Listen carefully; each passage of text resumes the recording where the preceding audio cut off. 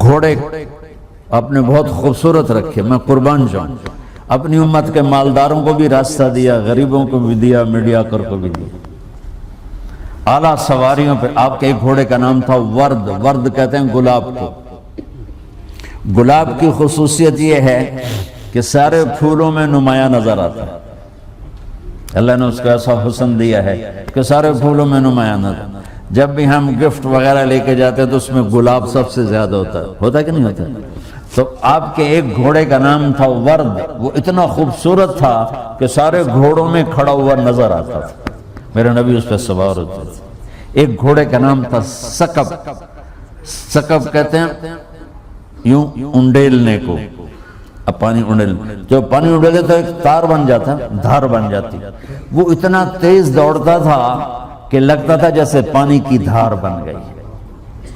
آپ کے ایک گھوڑے کا نام تھا سبحہ، سبحہ کہتے ہیں اڑنے کو، وہ اتنا تیز بھاگتا تھا لگتا تھا ہوا میں اڑ رہا ہے۔ آپ کے ایک گھوڑے کا نام تھا یعصوب، یعصوب کہتے ہیں شہد کی مکھی کی ملکہ کو۔ تو اگر آپ شہد کے چھتے کو دیکھیں گے ذرا شیشہ لگا کر تو آپ کو شہد کی مکھی کی ملکہ سب سے نمایاں نظر آئے گی، اور ایک شہد کے چھتے میں منیمم 30,000 مکھیاں ہوتی ہیں، 30,000، زیادہ کی کوئی حد نہیں، کم سے کم 30,000۔ تو وہ اس کا نام تھا یعصوب، کہ وہ 30,000 گھوڑوں میں بھی کھڑا ہوتا تھا تو نظر آتا تھا۔ تو میں آپ کو کتنی، میرے نبی کی کوئی بات چھوٹی نہیں، لیکن یہ وہ چیز ہیں اگر ہمیں آپ کے گھوڑوں کا پتہ نہ ہو تو اس پر تو کوئی جنت دوزخ کا فیصلہ نہیں ہے۔ جب آپ غمگین ہوتے تھے تو یوں بیٹھتے تھے، یہ آپ کے غمگین ہونے کی نشانی ہے۔ جب آپ حیران ہوتے تھے تو یوں کرتے تھے، کوئی نہ کوئی باڈی ایکشن ہوتا ہے آدمی، اوہ اچھا یہ مطلب میری حیرانی ہے کہ میں جب حیران ہوتا ہوں اچھا ہاں ہاں، اور میرے نہیں جب حیران ہوتے تھے تو چہرے سے نہیں یہاں سے پتہ چلتا تھا۔ اتنی چھوٹی بات، کسی کو یوں کر کے نہیں بلاتے تھے، یوں کر کے بلاتے تھے۔ مجلس میں چوکڑی مار کے بیٹھتے تھے، پاؤں پھیلا کے نہیں بیٹھتے تھے۔ کوئی آپ کو ادھر سے بلاتا یا رسول اللہ تو یوں نہیں کرتے تھے، کوئی ادھر سے بلاتا یا رسول اللہ تو یوں نہیں کرتے تھے، یا رسول اللہ ادھر سے شخص نے بلایا تو آپ یوں کرتے تھے جی، فل پروٹوکول، صرف گردن نہیں ٹیڑھی کرتے تھے۔ ادھر سے کسی نے کہا یا رسول اللہ تو آپ یوں نہیں کرتے تھے بلکہ اس کو سینہ دیتے تھے۔ ادھر سے کوئی کرتا تو آپ یوں کرتے تھے، جی میرے بھائی بولو کیا کہتے ہیں؟ ہائے ہائے ہائے ہائے ہائے۔ اللہ نے اپنے حبیب کی ہر ادا اور عجیب اور مزے کی سنو، آپ کو برنی کھجور پسند تھی، لو بلا جوڑی مرضی کھجور کھا لو، لیکن میں قربان جاؤں کہ میرے اللہ نے اپنے حبیب سے کیسا پیار کیا ہے کہ آپ کے کھانے کی پسند بھی بتا دے۔ برنی اور عجوہ، یہ دو کھجوریں آپ کو پسند۔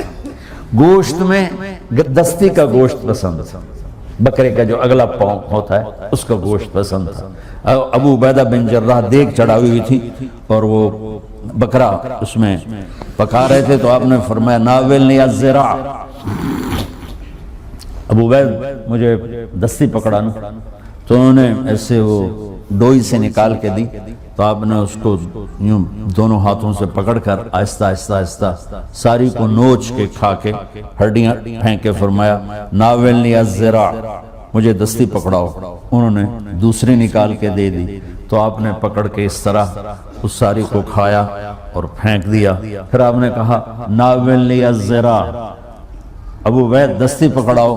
وہ بول پڑے یا رسول اللہ بکرے دیاں دو ہی ہوں دیاں۔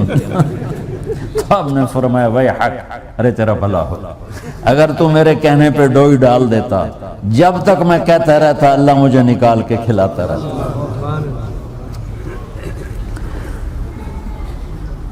محمد اور احمد اور ماہی اور حاشر اور عاقب اور فاتح اور خاتم ابو القاسم طٰہٰ یاسین مزمل مدثر شاہد مبشر نذیر داعی الی اللہ سراج منیر عزیز حریص رؤوف رحیم رحمت للعالمین کافۃ للناس بشیر و نذیرا محمد بن عبداللہ بن عبد المطلب بن ہاشم بن عبد مناف بن قصی بن کلاب بن مرہ بن کعب بن لوی بن غالب بن فہر بن مالک بن نضر بن کنانہ بن خزیمہ بن مدرکہ بن الیاس بن مضر بن نزار بن معد بن عدنان بن اود بن حمیسہ بن سلامان بن عوس بن بوز بن قموال بن ابی بن عوام بن ناشد بن حذا بن بلداس بن یدلاف بن طابق بن جاہم بن ناحش بن ماخی بن عیفی بن عبقر بن عبید بن الدغاء بن حمدان بن سنبر بن یثربی بن یحزن بن یلحن بن ارعوہ بن عیدی بن زیشان بن عیسر بن اخناد بن ایہام بن مقصر بن ناحث بن زارح بن سمی بن مزی بن عوض بن عرام بن قیدار بن اسماعیل بن ابراہیم بن آذر بن ناحور بن سروج بن رعو بن فائج بن عابر بن ارفخشاد بن سام بن نوح بن لامک بن متوشال بن ادریس بن یرد بن ملح الایل بن قینان بن آنوش بن شیس و بن آدم علیہ السلام۔ یہ میرے نبی کی پیڑھی ہے توڑ آدم علیہ السلام تک۔ اگر ہمیں معلوم نہ ہو تو جنت کے جانے آنے میں کوئی اس مسئلہ نہیں ہے۔ جنت کے آنے جانے کا مسئلہ تو حلال حرام پر ہے، فرائض پر ہے، لیکن میں قربان جاؤں میرے رب نے اپنے حبیب کی ہر شے تو بھائیوں اپنے نبی کی پاکیزہ زندگی کو سیکھو۔